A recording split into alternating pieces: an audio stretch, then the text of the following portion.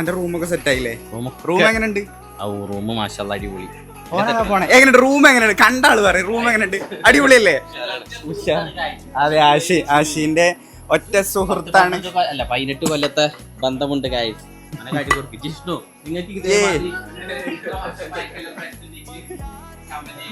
അപ്പതാ aquarium ശരിയാക്കാണല്ലേ? അപ്പൊ അക്വാറിയത്തില് മീനും കാര്യങ്ങളും ഇട്ടിട്ടത് പിന്നെ ഞാൻ കാണിച്ചു തരാം. ഇപ്പൊ നമുക്ക് റൂം കാണിച്ചു കൊടുക്കാം.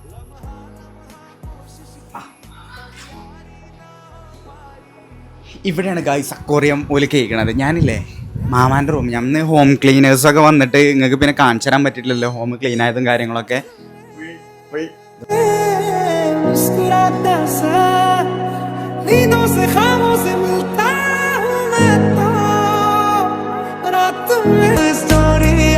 മാമാന്റെയും പാപ്പാന്റെ റൂമാണ്. ഇതാട്ടെ, ഇത് ചെക്കൻ്റെയും പെണ്ണില്ലാരും നല്ല സുഖമുണ്ടല്ലോ ഇരിക്കാനൊക്കെ. അടിപൊളിയില്ലേ അജിയോ? വാവ്. ഞാൻ അടുത്ത റൂമാണ്. ഇത്രയും കാലം ഉണ്ടല്ലോ ആശി കടന്ന റൂം ഏതേനറിയോ? ഈ റൂമാണ്, ഈ റൂം. എന്നിട്ട് കള്ളന് ഞാൻ കടന്ന റൂം ഓൻ്റെ റൂമാക്കിപ്പോ. അജോ എന്തതിന് പറയാ ഞാന്?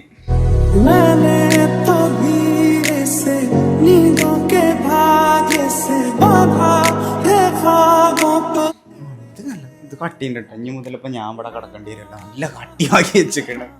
എങ്ങനെയുണ്ട്? ഇഷ്ടപ്പല്ലേ? ഫുൾ സെറ്റപ്പും കാര്യങ്ങളൊക്കെ ആക്കി വെച്ചിട്ടുണ്ട്. അപ്പം ഞാൻ എൻ്റെ റൂം പോലെ റൂമാക്കി ഗൈസ്. നിങ്ങൾ ഇതിന് പ്രതിഷേധിക്കണല്ലേ അജോ? പിന്നെ പിന്നെ ഇത് കണ്ടോ?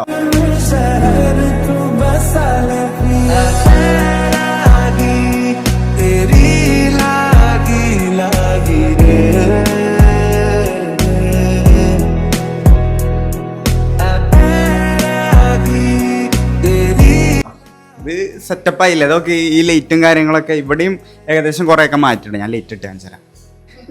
ഇവിടെയാണ്. ഇങ്ങനെയുണ്ട് ഫുള്ള് ആ വ്യൂ ഇങ്ങനെ കാണിച്ചു കൊടുത്ത ഇങ്ങനെ അടിപൊളിയല്ലേ? ഇട്ട് ഇങ്ങനെ പോയിട്ട് ഞാൻ ആശി തിന്നണ കൊടുക്ക്. ചക്കൻ ഇങ്ങനെ തിന്ന കേട്ടോ. Beef guys, beef.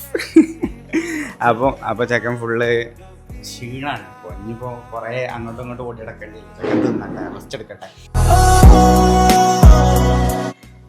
അപ്പോൾ ഈ ചെക്കൻ്റെ റൂം കേട്ടോ. നമ്മൾ മെയിൻ ചെക്കൻ്റെയും പെണ്ണിൻ്റെയും നമ്മൾ ഫതുവിനെയും കിട്ടിയിരിക്കണം കേട്ടോ. ബാ കാണിച്ചരാം. ചെക്കൻ്റെ റൂം മേലെയാണ്.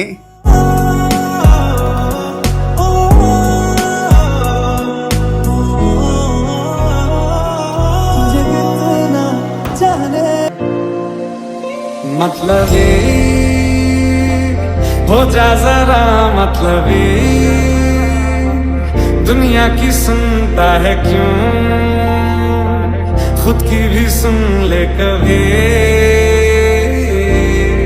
एक बार भी. അപ്പോൾ ഗൈസ് ഇതാണ് റൂമും ചെക്കൻ്റെയും പെണ്ണിൻ്റെയും.